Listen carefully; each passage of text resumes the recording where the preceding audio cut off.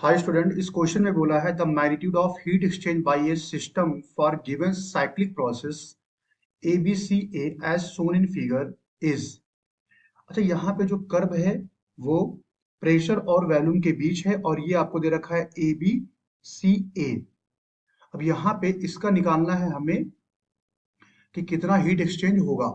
तो cyclic process है, cyclic process में क्या होता है, डेल्टा यू जो होता है वो होता है जीरो। और हमें पता है कि डेल्टा क्यू जो होगा वो होता है डेल्टा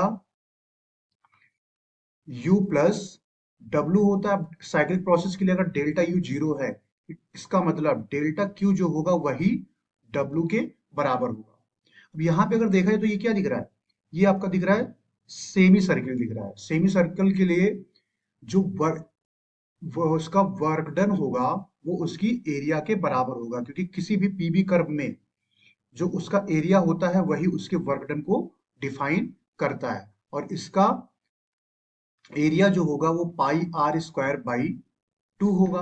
अच्छा, इसको हम ऐसे रहने पाई बाई टू को, और आर स्क्वायर को हम लिख सकते हैं R one into R two, क्योंकि वैल्यूम एक्सिस पे ये आर वन का काम करेगा और प्रेशर एक्सिस पे ये आर टू का काम करेगा।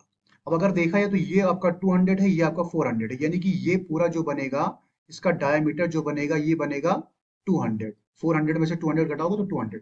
ऐसे ही इसकी भी बात अगर हम करें वर्टिकल एक्सिस पे, तो यहाँ पे भी 400 में से 200 घटेगा तो ये आएगा 200। अब अगर हम देखें तो यहाँ पे R1 जो होगा वो हो जाएगा डायामीटर का बाई टू, लेकिन यहाँ पे सीसी में है तो हो जाएगा सेंटीमीटर क्यूब का, मतलब हो जाएगा 10⁻⁶।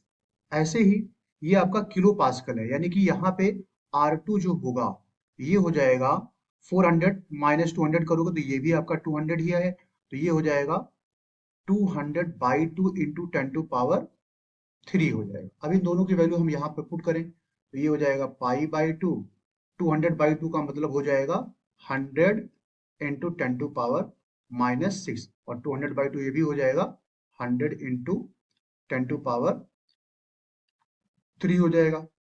ये पाई बाई टू आ जाएगा, -6 में से +2 हटेगा तो ये हो जाएगा 10⁻⁻⁴, और 3 + 2 हो जाएगा ये 10⁻⁵ हो जाएगा। तो यहाँ से आपका आ जाएगा 10 पाई/2, क्योंकि 5 यहाँ पे है, -4 है।